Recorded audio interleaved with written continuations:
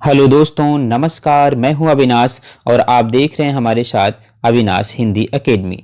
दोस्तों, आज मैं आप सबके लिए लेकर आया हूं हिंदी विषय में बिहार शिक्षक बहाली पर आधारित एक महत्वपूर्ण प्रश्नोत्तरी। और इस प्रश्नोत्तरी में आप सभी हिंदी विषय के 80 महत्वपूर्ण प्रश्नों को हल करेंगे। आप सबसे निवेदन है कि आप सब यह वीडियो पूरा देखें और इस 80 प्रश्नों में आपके कितने प्रश्न सही हो रहे हैं यह भी आप कमेंट बॉक्स में लिखकर अवश्य बताएं। तो चलिए देर न करते हुए शुरू करते हैं आज की यह प्रश्नोत्तरी। आज का पहला प्रश्न जो आप सबके लिए स्क्रीन पर है वह है, बांधो ना नाव इस ठाव के लेखक कौन हैं? इसके विकल्प हैं उपेंद्र नाथ अश्क, सूर्यकांत त्रिपाठी निराला, जयशंकर प्रसाद या फिर मुक्तिबोध।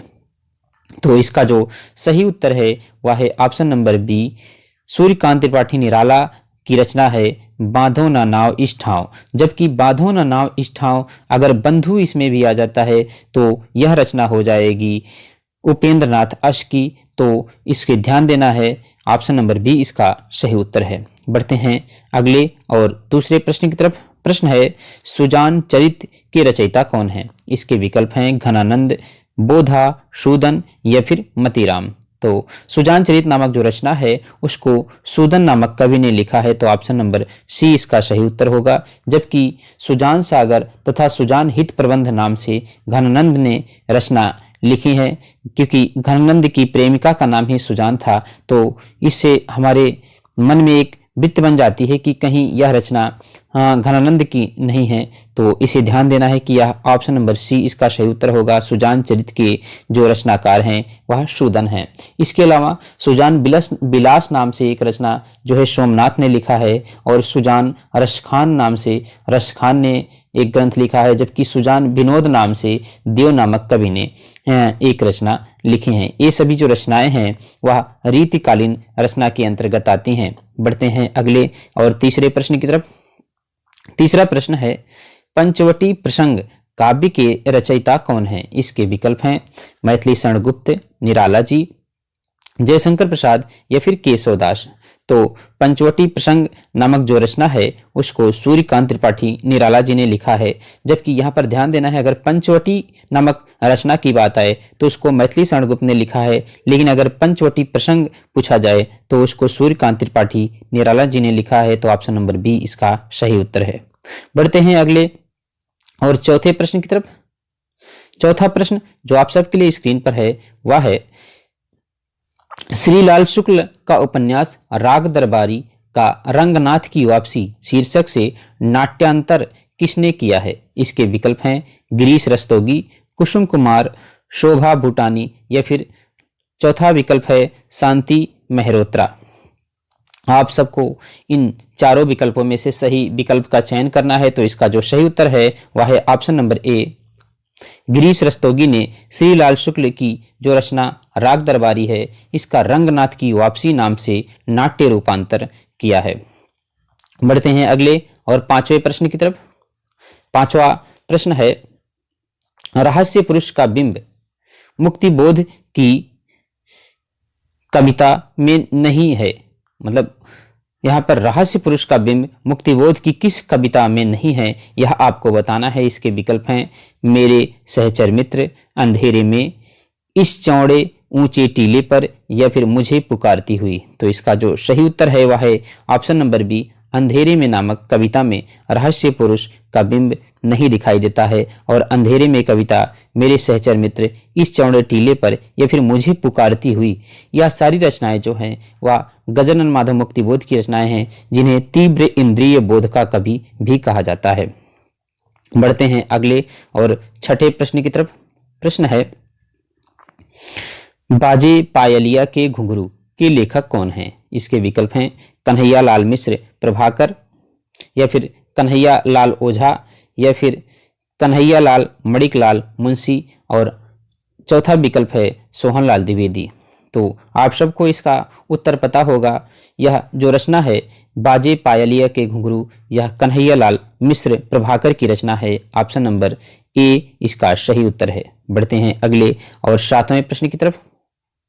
सातवां प्रश्न है, सिद्धों की साधना में शून्य का पूरक तत्व क्या था, उसको आपको बताना है। इसके विकल्प हैं वज्र, अग्नि, चित्र या फिर ज्ञान।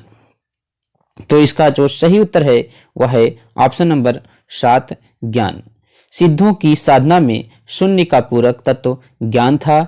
ब्रजयान के महासुख की वह दशा बतलाई गई है जिसमें साधक शून्य में इस प्रकार विलीन हो जाता है जिस प्रकार नमक पानी में। इस प्रकार इस दशा का प्रतीत खड़ा करने के लिए युग्म नद्य की भावना की गई है। सिद्ध साहित्य में शून्य समाधि का वर्णन उलटवासी शैली में किया गया है। बढ़ते हैं अगले और 8वें प्रश्न की तरफ। 8वां प्रश्न है, प्रिंस ऑफ वेल्स की भारत यात्रा का विस्तृत ब्यौरेवार वर्णन युवराज की यात्रा शीर्षक से किसने किया है? इसके विकल्प हैं सत्यदेव पारिव्राजक, मौलवी महेश प्रसाद, चंडी प्रसाद सिंह या फिर भगवान दीन दुबे। तो इसका जो सही उत्तर है वह है option number C, Chandi Prasad Singh ने प्रिंस ऑफ वेल्स की भारत यात्रा का वर्णन युवराज की यात्रा शीर्षक से किया है। यह जो यात्रा है इसे कुछ लोग निबंध संग्रह के रूप में मानते हैं तो कुछ लोग इसे रिपोतार शैली में भी मानते हैं। बढ़ते हैं अगले और 9वें प्रश्न की तरफ। 9वां प्रश्न है, गुंडा कहानी प्रसाद के किस कहानी संग्रह में संकलित है? यह आपको बताना है। इसके विकल्प हैं इंद्रजाल, आकाशदीप, प्रतिध्वनि या फिर आंधी। तो गुंडा कहानी किस संग्रह में संकलित है इसका उत्तर आप सबको बताना है। तो इसका जो सही उत्तर है वह है ऑप्शन नंबर 1 इंद्रजाल नामक कहानी संग्रह में गुंडा कहानी जो जयशंकर प्रसाद द्वारा लिखी गई है यह संग्रहित है। इनका जो प्रमुख कहानियां हैं वह है आकाशदीप, पुरस्कार, ममता, आंधी, देवरथ, बेड़ी, प्रतिध्वनि, शालवती, मधुआ, इंद्रजाल आदि इनकी कहानियां हैं। और जो जयशंकर प्रसाद की कहानियां होती थीं वह व्यक्ति केंद्रित कहानियां होती थीं। तो बढ़ते हैं अगले प्रश्न की तरफ। अगला और 10वां प्रश्न है, महत्वपूर्ण प्रश्न है और यह भी कई बार परीक्षा में पूछा गया प्रश्न है। समांतर कहानी के पुरस्कर्ता कमलेश्वर का मूल नाम क्या है? आपको बताना है। इसके विकल्प हैं नीरज सक्सेना, कैलाश सक्सेना, गोपाल दास सक्सेना या फिर प्रभाकर सक्सेना। तो इसका जो सही उत्तर है वह है ऑप्शन नंबर ए। समांतर कहानी आंदोलन के प्रमुख हस्ताक्षर के रूप में जाने जाते हैं कमलेश्वर और कमलेश्वर का जो मूल नाम है वह है नीरज सक्सेना। बढ़ते हैं अगले और 11वें प्रश्न की तरफ। प्रश्न है, भक्ति विवेक निम्नलिखित में से किसकी रचना है? इसके विकल्प हैं मलूक दास, सुंदर दास, नाभा दास या फिर दादू दयाल। तो इसका जो सही उत्तर है वह है ऑप्शन नंबर ए मलूक दास की रचना है भक्ति विवेक। इसके अलावा मलूक दास ने ज्ञान बोध, 12 खड़ी, राम अवतार लीला, ब्रज लीला, ध्रुव चरित, सुख सागर आदि रचनाएं भी लिखी हैं। बढ़ते हैं अगले और 12वें प्रश्न की तरफ। प्रश्न है, हार की जीत महत्वपूर्ण कहानी है। इस कहानी के लेखक कौन है? इसको आपको बताना है। इसके विकल्प हैं विशंभर नाथ शर्मा कौशिक, प्रेमचंद, सुदर्शन या फिर डॉक्टर रामविलास शर्मा। तो इसका जो सही उत्तर है वह है हार की जीत नामक जो कहानी है इसको लिखा है सुदर्शन ने। और सुदर्शन को जो है मूल नाम जो है बद्रीनाथ भट्ट भी है, यह भी ध्यान रखने वाली बात है। तो ऑप्शन नंबर सी इसका सही उत्तर है। बढ़ते हैं अगले और 13वें प्रश्न की तरफ।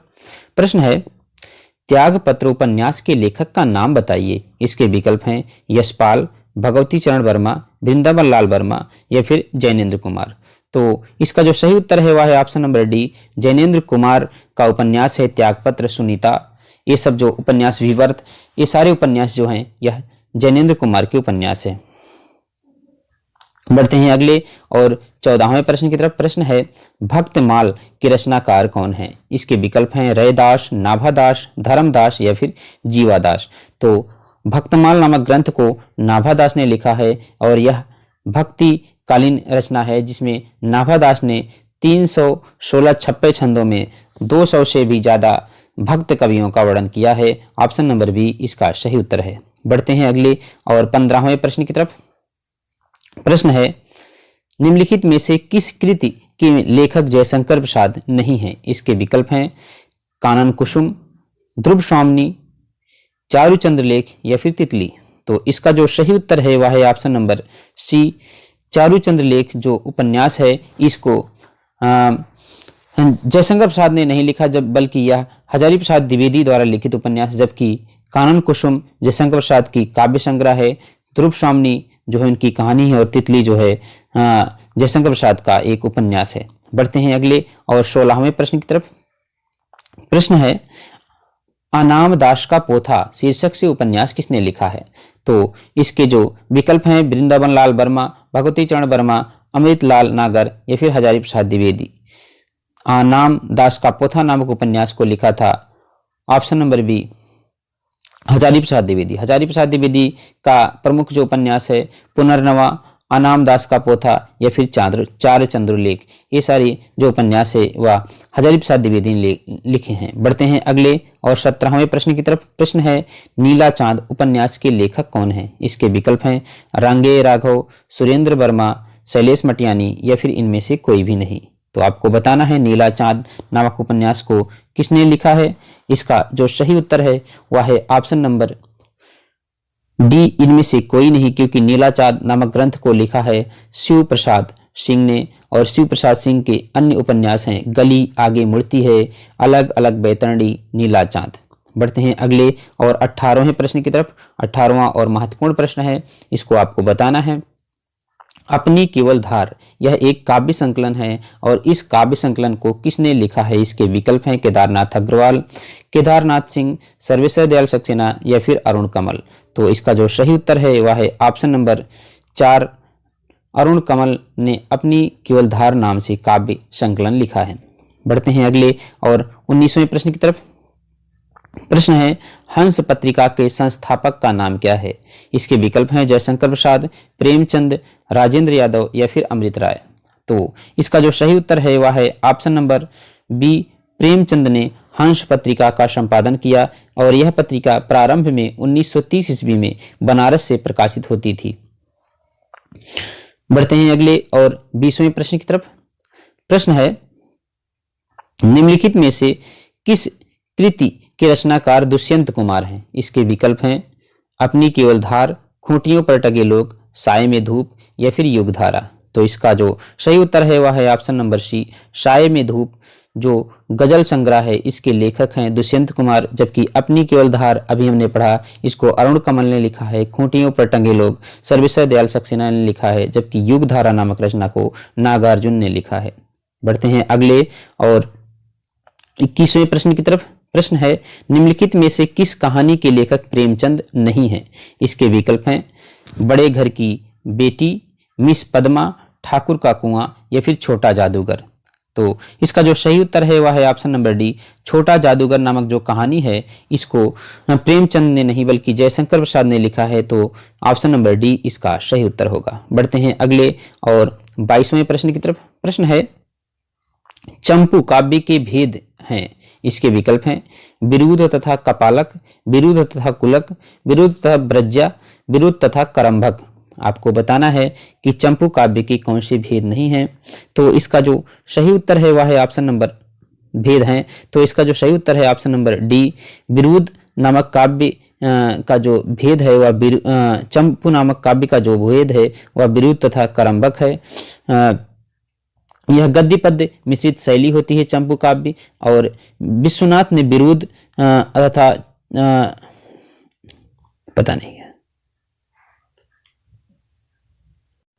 22वां प्रश्न जो आप सबके लिए स्क्रीन पर है वह है, चंपू काव्य के दो भेद कौन से हैं? इसको आपको बताना है। इसके विकल्प हैं, विरुद्ध तथा कपालक, विरुद्ध तथा कुलक, विरुद्ध तथा ब्रज्या, विरुद्ध और करंभक। तो इसका जो सही उत्तर है वह है ऑप्शन नंबर डी, विरुद्ध तथा करंभक जो दो उपभेद हैं यह चंपू काव्य के हैं, और चंपू काव्य गद्य पद्य मिश्रित एक शैली है जिसमें काव्य रचना की जाती थी। बढ़ते हैं अगले और 23वें प्रश्न की तरफ। प्रश्न है, सतसई काव्य परंपरा को आगे बढ़ाने वाले कौन थे? इसके विकल्प हैं, गया प्रसाद शुक्ल स्नेही, अयोध्या सिंह उपाध्याय हरियोध, वियोगी हरि या फिर अनूप शर्मा। तो इसका जो सही उत्तर है वह है option number C, Viyogi Hari, जिन्होंने वीर सतसई नामक रचना लिखा, और इस रचना के माध्यम से इन्होंने सतसई रचना को आगे बढ़ाया। इनकी अन्य रचना जो है वह है चरखा स्रोत, प्रेमांजलि, चरखे की गूंज, प्रेम पथिक।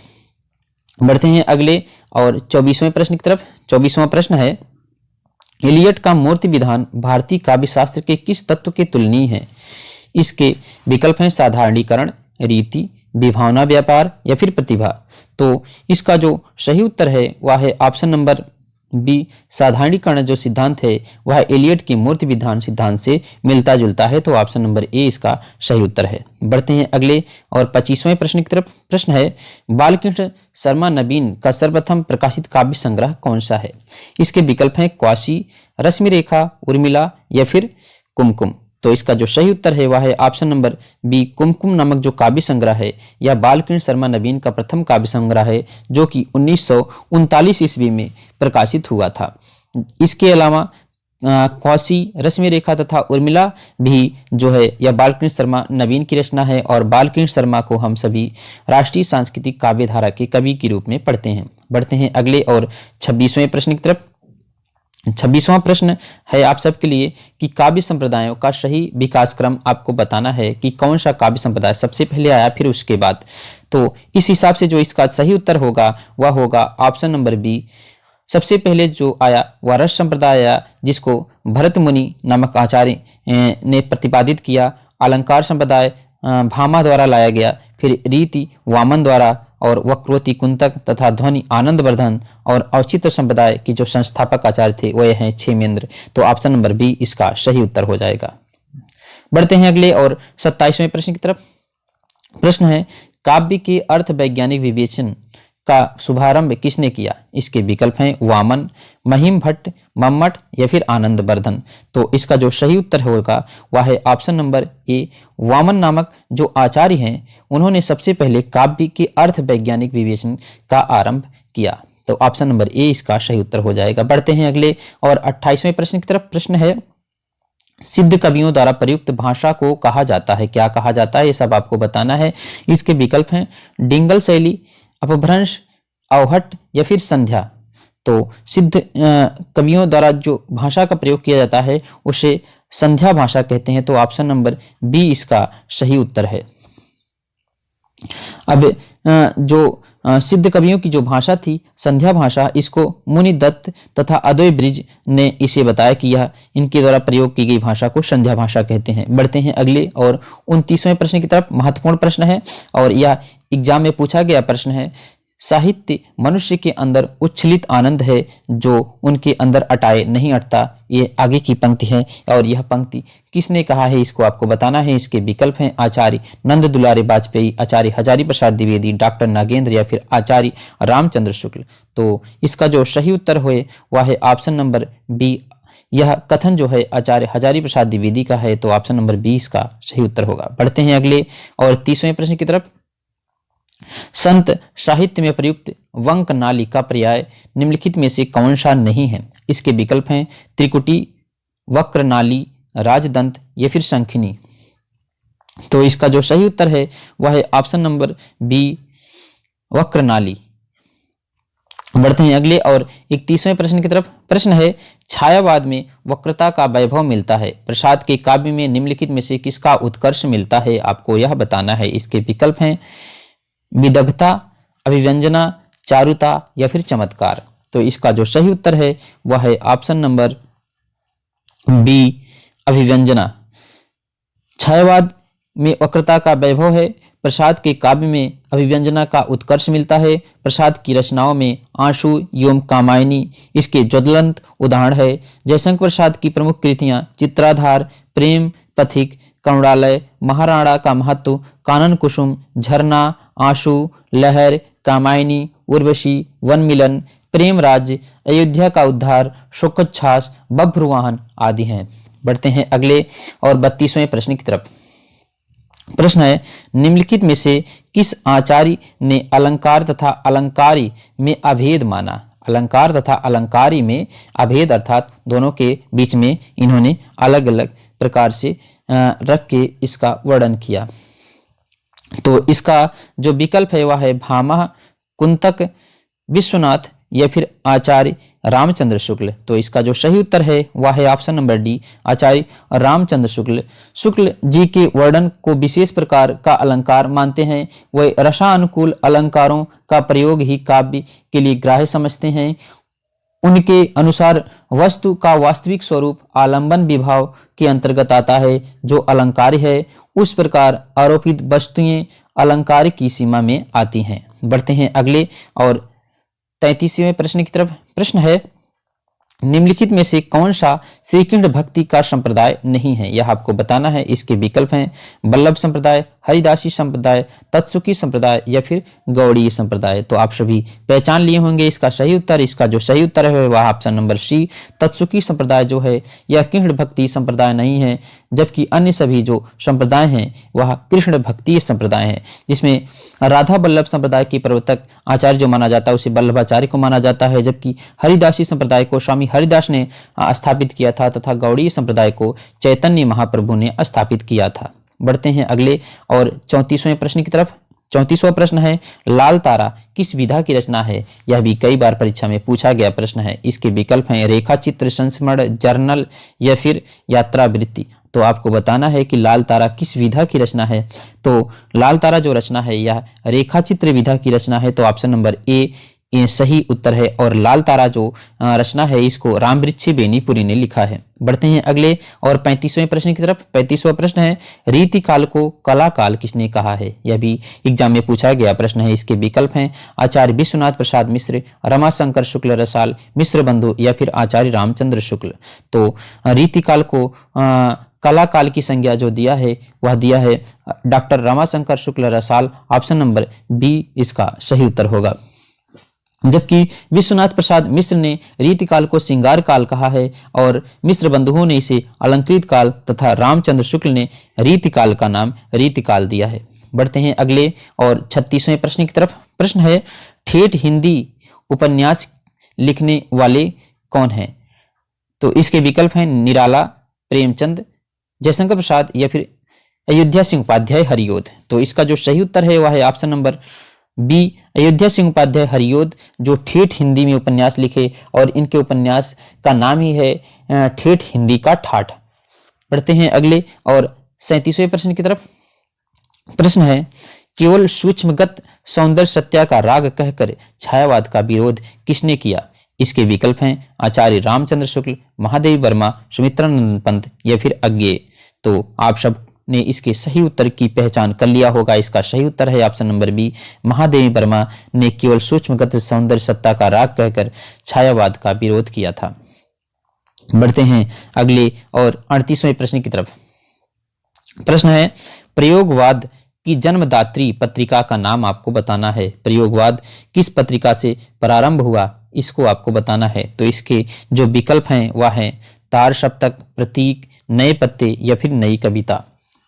तो इसका जो सही उत्तर है वह है ऑप्शन नंबर ए, तार सप्तक पत्रिका के प्रकाशन से जो है प्रयोगवाद का प्रारंभ माना जाता है। और प्रयोगवाद या फिर तार सप्तक के संस्थापक जो माने जाते हैं वह माने जाते हैं सच्चिदानंद हीरानंद वात्स्यायन अज्ञेय जी को माना जाता है। बढ़ते हैं अगले और 39वें प्रश्न की तरफ। प्रश्न है, भाषा संवर्धनी सभा के संस्थापक कौन थे? इसके विकल्प हैं राम प्रसाद निरंजनी, जॉर्ज ग्रियर्सन, बाबू तोताराम या फिर सदासुख लाल।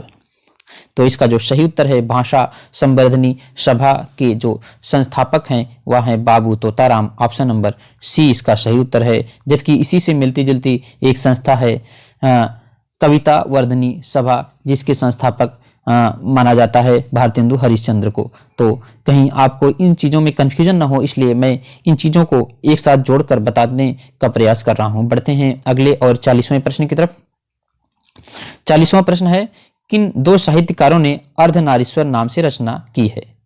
इसके विकल्प हैं हरियोध तथा माखनलाल चतुर्वेदी, विष्णु प्रभाकर तथा हरियोध, दिनकर तथा बच्चन, विष्णु प्रभाकर तथा रामधारी सिंह दिनकर। तो आप सब ने सही उत्तर की पहचान कर लिया होगा। इसका जो सही उत्तर है वह है option number D, Vishnu Prabhakar ने अर्धनारीश्वर नामक उपन्यास लिखा। तो रामधारी सिंह दिनकर ने अर्धनारीश्वर नाम से निबंध संग्रह की रचना की। तो ऑप्शन नंबर डी इसका सही उत्तर हो जाएगा। बढ़ते हैं अगले और 41वें प्रश्न की तरफ। महत्वपूर्ण प्रश्न है 41वां प्रश्न और यह भी परीक्षा में पूछा गया प्रश्न है। सूफी मत में वर्णित साधक की 4 अवस्थाएं शरीयत, तरीकत, मरीफत, हकीकत को भारतीय भक्ति मार्ग के साथ सही क्रम में संगति होगी। इसके विकल्प हैं आचरण, उपासना, सिद्धावस्था, सत्यबोध, सत्यबोध, आचरण, उपासना, सिद्धावस्था, आचरण, उपासना, सत्यबोध, सिद्धावस्था, सत्यबोध, उपासना, आचरण, सिद्धावस्था। आप सबको सही विकल्प को चयन करना है। तो इसका जो सही उत्तर है वह है ऑप्शन नंबर सी, शरीअत का अर्थ है आचरण से, जबकि तरीकत का अर्थ है उपासना से, और मरीपत का अर्थ है सत्यबोध से, और हकीकत का अर्थ होता है सिद्धावस्था से। तो ऑप्शन नंबर सी इसका सही उत्तर होगा। बढ़ते हैं अगले और 42वें प्रश्न की तरफ। 42वां प्रश्न जो आप सबके लिए स्क्रीन पर है वह है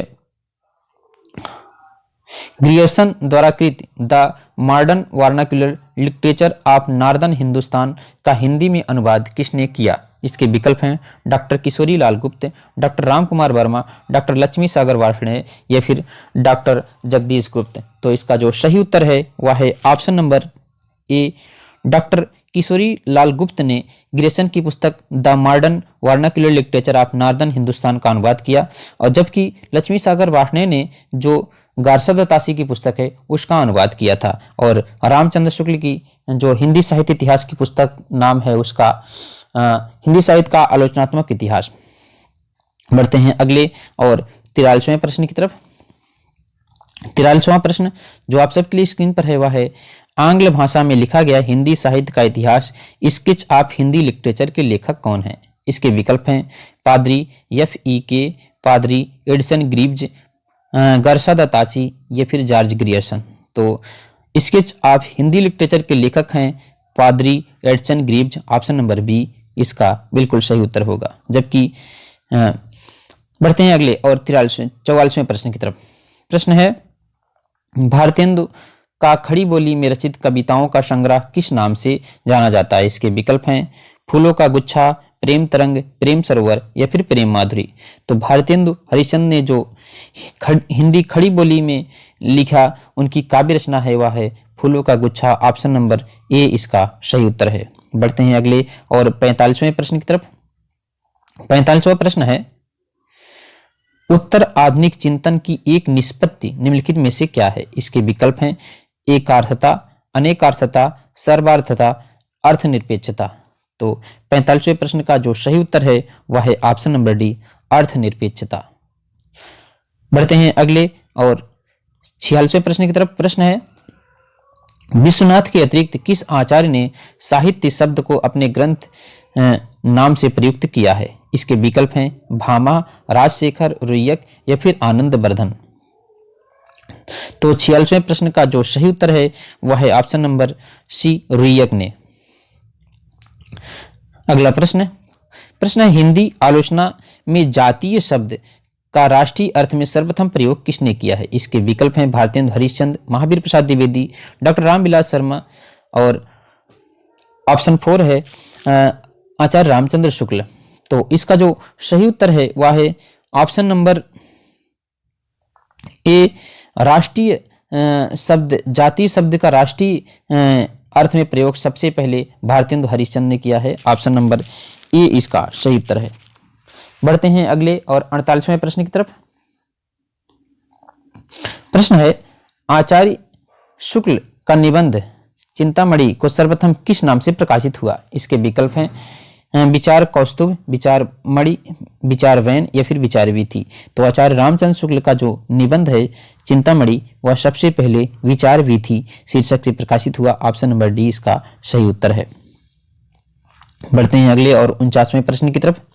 प्रश्न है रस को नाट्य रस तक सीमित रखने का सर्वप्रथम विरोध किसने किया। इसके विकल्प हैं भामा, रुद्रट, आनंदवर्धन या फिर अभिनव गुप्त। तो रस को नाट्य तक सीमित रखने का सबसे पहले जो विरोध किया वह किया ऑप्शन नंबर डी, अभिनव गुप्त ने। ऑप्शन नंबर डी इसका सही उत्तर है। बढ़ते हैं अगले और 50वें प्रश्न की तरफ। बीड़ी संहार नाटक में अंगी रस कौन सा है। बीड़ी संहार नामक जो नाटक है इसका प्रमुख रस आपको बताना है। इसके विकल्प हैं वीर रस, श्रृंगार रस, रौद्र रस या फिर शांत रस। तो बीड़ी संहार नाटक का जो प्रमुख रस है वह है वीर रस। ऑप्शन नंबर ए सही उत्तर है। बढ़ते हैं अगले और 51वें प्रश्न की तरफ। प्रश्न है सतह से उठता हुआ आदमी किस विधा की रचना है और आपको यह भी बताना है कि यह किसके द्वारा लिखा गया है। इसके विकल्प हैं काव्य, कहानी, नाटक या फिर नाट्य काव्य। तो इसका जो सही उत्तर है वह है ऑप्शन नंबर बी, सतह से उठता हुआ आदमी जो रचना है यह गजानन माधव मुक्तिबोध द्वारा लिखित कहानी है। इनकी काव्य संग्रह गजानन माधव मुक्तिबोध की जो प्रमुख काव्य संग्रह है वह है चांद का मुंह टेढ़ा, भूरी भूरी खाक धूल, ब्रह्म राक्षस, अंधेरे में। इसके अलावा इन्होंने निबंध संग्रह भी लिखे जिसमें से कामायनी, एक पुनर्विचार, भारतीय इतिहास और संस्कृति, नई कविता का आत्मसंघर्ष और अन्य निबंध, नए साहित्य का सौंदर्य शास्त्र, एक साहित्यिक डायरी आदि प्रमुख हैं। बढ़ते हैं अगले प्रश्न की तरफ। प्रश्न है डॉक्टर नामक कृति किस विधा की है, और आपको साथ में यह भी बताना है कि यह डॉक्टर किसके द्वारा लिखित रचना है। तो इसके जो विकल्प हैं वह है नाटक, प्रहसन, कहानी या फिर गीति नाटक। इसका जो सही उत्तर है वह है ऑप्शन नंबर ए, नाटक विधा की रचना है। और यह आपको विकल्प में लिखकर बताना है कि डॉक्टर जो रचना है जो नाटक विधा की है यह किसके द्वारा लिखा गया है। बढ़ते हैं अगले और 53वें प्रश्न की तरफ। प्रश्न है बंगदूत नामक पत्र हिंदी में किसके द्वारा निकाला गया। इसके विकल्प हैं आचार्य हजारी प्रसाद द्विवेदी, राजा राम मोहन राय, ईश्वर चंद्र विद्यासागर या फिर पंडित जुगल किशोर। तो बंगदूत नामक जो पत्र सबसे पहले निकाला गया वह राजा राम मोहन राय द्वारा निकाला गया। तो ऑप्शन नंबर बी सही उत्तर है। बढ़ते हैं अगले प्रश्न की तरफ। प्रश्न है हिंदी प्रदीप नामक पत्र निम्न में से किसके द्वारा निकाला गया। इसके विकल्प हैं प्रताप नारायण मिश्र, बालकृष्ण भट्ट, ठाकुर जगमोहन सिंह, इनमें से कोई भी नहीं। तो हिंदी प्रदीप आप सबको पता है यह पत्र बालकृष्ण भट्ट द्वारा निकाला गया। और आप सबको बताना है कि यह पत्र सबसे पहले कहां से निकाला जाता है था। बढ़ते हैं अगले प्रश्न की तरफ। प्रश्न है आचार्य रामचंद्र शुक्ल ने प्रेमाख्यान परंपरा का हिंदी में प्रवर्तक प्रथम कवि किसको माना है।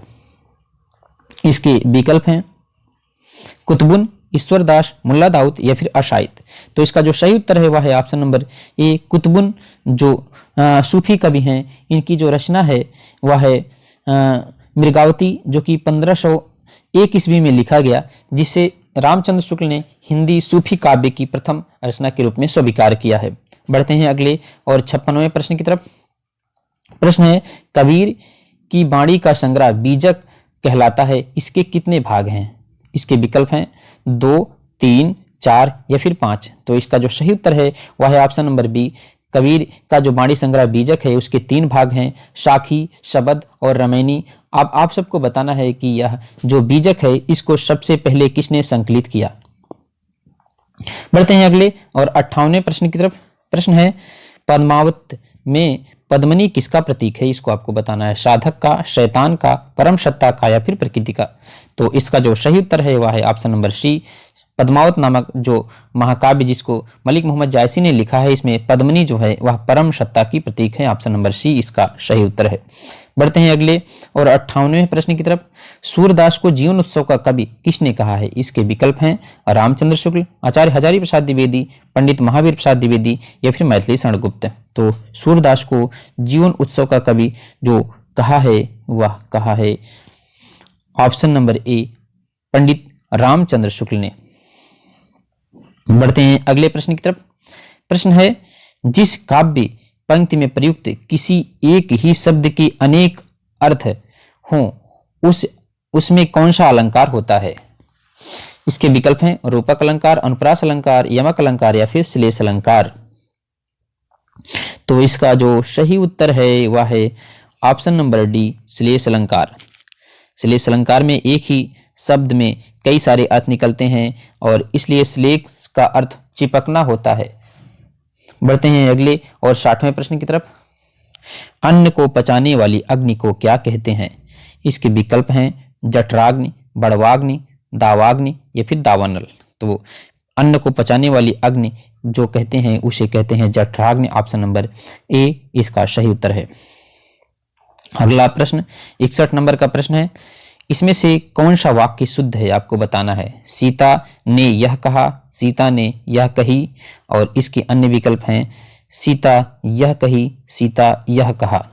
तो आप सबको बताना है इसमें से कौन सा विकल्प सही है। आप सबने इसके सही विकल्प का चयन कर लिया होगा। इसका जो सही उत्तर है वह ऑप्शन नंबर ए है, सीता ने यह कहा। बढ़ते हैं अगले प्रश्न की तरफ।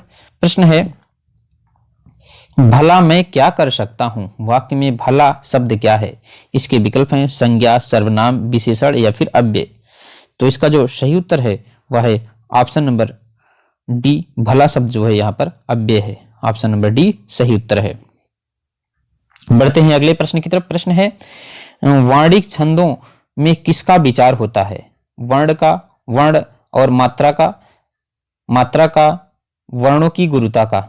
तो वर्णिक छंद अगर हम सभी पढ़ते हैं तो उसमें वर्णों की प्रधानता होती है और वर्णों की गिनती करते हैं। तो इस प्रकार इसका जो सही उत्तर हो जाएगा वह है वर्णिक छंद। छंद जो है दो प्रकार के होते हैं, या तो वे वर्णिक होंगे या फिर मात्रिक होंगे। वर्णिक छंदों में हम वर्णों को गिनते हैं, जबकि मात्रिक छंदों में हम मात्राओं को गिनते हैं। इसके अलावा अन्य जो छंद है वह है जो किसी वर्ण और मात्राओं से मुक्त होते हैं, उसे हम कहते हैं मुक्तक छंद। बढ़ते हैं अगले प्रश्न की तरफ। प्रश्न है 64 नंबर का, चूलिका किसका भेद है? इसके विकल्प हैं पाली, प्राकृति, अपभ्रंश या फिर फारसी। तो 64 नंबर का जो प्रश्न है, चूलिका जो भेद है वह है प्राकृति का भेद है। व्याकरण, धर्म और साहित्य आदि की अनेक आधारों पर प्रकृति का विभाजन किया गया है। व्याकरणों ने प्रकृति के अंतर्गत महाराष्ट्री, सौरसैनी, मागधी, पैसाची, चूलिका, चंडाली, ढक्की, साबरी और अपभ्रंश आदि की अनेक विभाषाओं की गणना किया है। बढ़ते हैं अगले प्रश्न की तरफ। अगला प्रश्न है, राधा गीत गाएगी। वाक्य में काल पहचानना है आपको। इसके विकल्प हैं सामान्य भविष्य काल, पूर्ण वर्तमान काल, सामान्य वर्तमान काल, सामान्य भूतकाल। तो आप सबने पहचान लिया होगा, राधा गीत गाएगी अर्थात वह भविष्य में कार्य करेगी। तो इसका जो सही उत्तर है वह है ऑप्शन नंबर ए, सामान्य भविष्य काल। बढ़ते हैं अगले प्रश्न की तरफ। प्रश्न है, आचार्य किशोरीदास वाजपेयी की मत के अनुसार हिंदी में कितने कारक हैं? यह आपको बताना है, यह भी परीक्षा में पूछा गया है। तो 66 नंबर का जो प्रश्न है, हिंदी में जो आचार्य किशोरीदास वाजपेयी के अनुसार कारक हैं वह हैं 6। तो ऑप्शन नंबर ए सही उत्तर होगा। बढ़ते हैं अगले प्रश्न की तरफ। प्रश्न है, निम्नलिखित में से एक काव्य में क्रिया भक्षण करने के अर्थ में प्रयुक्त हुई है, वह आपको बताना है। वह हराम का पैसा खाता है, वह जूते खाता है, वह कसम खाता है, वह आम खाता है। तो आप सबको पता हो जाएगा कि पैसा कोई नहीं खाता, जूते कोई नहीं खाता, कसम भी कोई नहीं खाता, ये सब सिर्फ बातें हैं। जबकि वह आम खाता है, इसमें भक्षण क्रिया प्रयुक्त हुई है। तो भक्षण का अर्थ ही होता है खाना। तो इसका सही उत्तर हो जाएगा ऑप्शन नंबर डी, वह आम खाता है। बढ़ते हैं अगले 68वें प्रश्न की तरफ। 68वां प्रश्न आप सभी ध्यान से पढ़ेंगे, उसके बाद इसके विकल्पों को पहचानेंगे। इसमें आपको क्रमबद्धता की पहचान करनी है।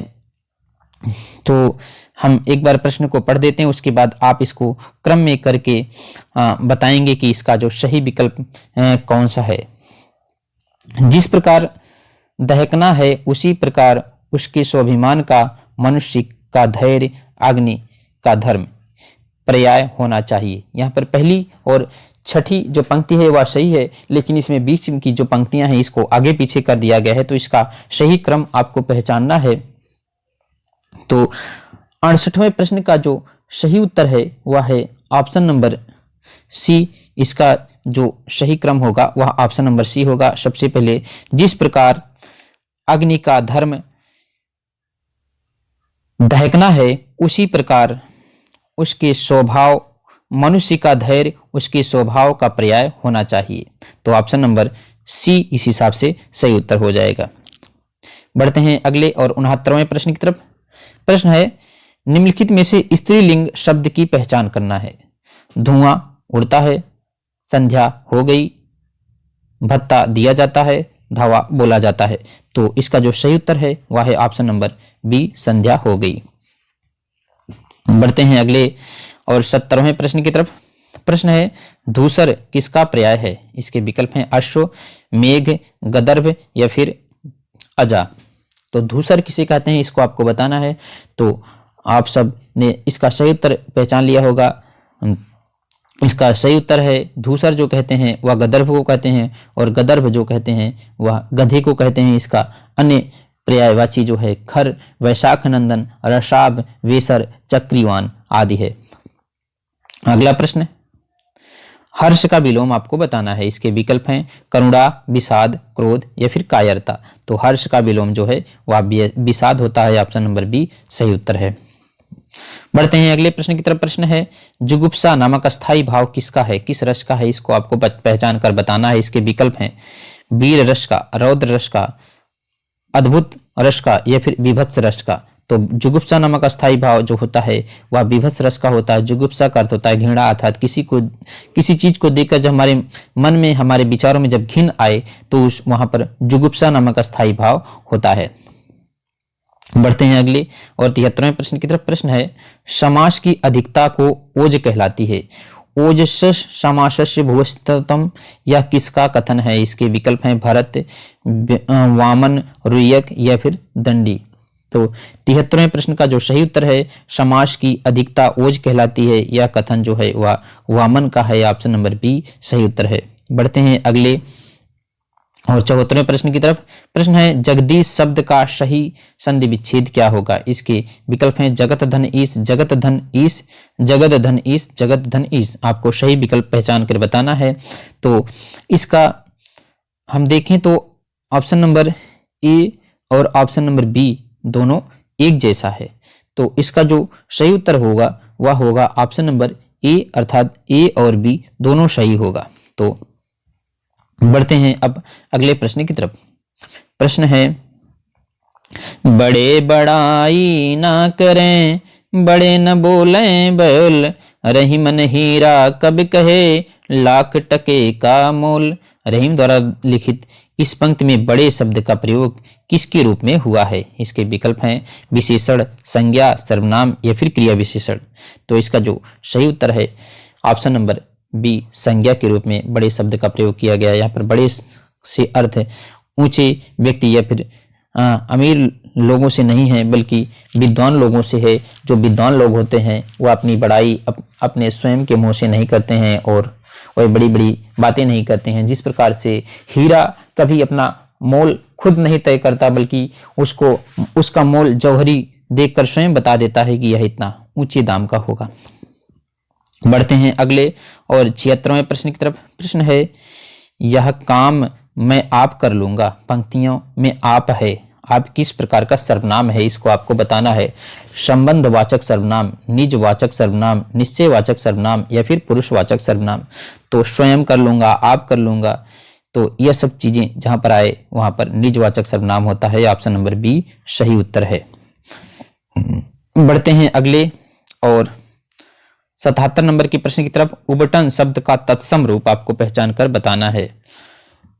तो इसके जो विकल्प हैं वह है उदरतन, उपलेपन, उपहलेपन, उवर्दर्तन। तो इसका जो सही उत्तर है 77 नंबर का वह है ऑप्शन नंबर डी, इसका सही उत्तर है। बढ़ते हैं अगले और 78वें नंबर की तरफ। सावधान मनुष्य, यदि विज्ञान है तलवार तो इसे फेंक दे, तज कर मोह स्मृति के पार, पंक्तियों के रचयिता कौन है। इसके विकल्प हैं नागार्जुन, दिनकर, अज्ञेय या फिर निराला जी की पंक्ति है। तो 78 नंबर का जो प्रश्न है इसका सही उत्तर है रामधारी सिंह दिनकर की यह पंक्ति है, और यह पंक्ति जो है वह कुरुक्षेत्र से ली गई है। बढ़ते हैं अगले और 79वें प्रश्न की तरफ। प्रश्न है हिंदी में वचन कितने प्रकार के होते हैं। 3, 2, 4 या फिर 5। तो हिंदी में जो वचन होते हैं वह 2 प्रकार के होते हैं। एक तो एक वचन होता है, उसके बाद सीधा बहुवचन होता है। जबकि संस्कृत में वचन जो होते हैं वह 3 प्रकार के होते हैं, एक वचन, द्विवचन तथा बहुवचन। बढ़ते हैं अगले और इस प्रश्नोत्तरी के अंतिम प्रश्न की तरफ। इस प्रश्नोत्तरी का अंतिम प्रश्न है मरम बचन जब सीता बोला, पंक्ति का प्रयोग हुआ है। इस पंक्ति में किस वाच्य का प्रयोग हुआ है इसको आपको बताना है। इसके विकल्प हैं कर्मवाच्य, कर्तृवाच्य, गलत वाक्य या फिर भाववाच्य। तो गलत वाक्य नामक का तो कोई वाच्य होता ही नहीं। आपको बताना है कि कर्मवाच्य, कर्तृवाच्य या फिर भाववाच्य। तो यहाँ पर इसका जो सही उत्तर है वह है ऑप्शन नंबर बी, भाववाच्य का प्रयोग यहाँ पर हुआ है। दोस्तों, इस प्रकार आज का यह प्रश्नोत्तरी समाप्त हुई। इन 80 प्रश्नों में आपके कितने प्रश्न सही हुए यह आप कमेंट बॉक्स में लिखकर अवश्य बताइएगा। साथ ही अगर आपको यह वीडियो पसंद आई है तो इसको अपने मित्रों के साथ शेयर करिएगा, जिससे इस वीडियो को देखकर और लोग भी लाभ उठा सकें। मिलते हैं अगले वीडियो में, तब तक के लिए नमस्कार।